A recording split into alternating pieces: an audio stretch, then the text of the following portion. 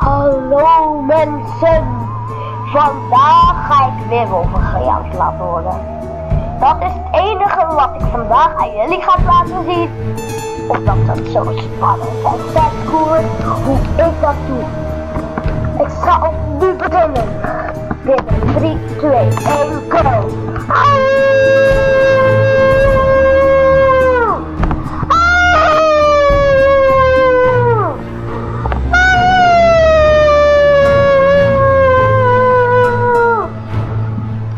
Vond jullie leggen, wolven, weerwolven, maakt niet uit wat het ook voor jullie is.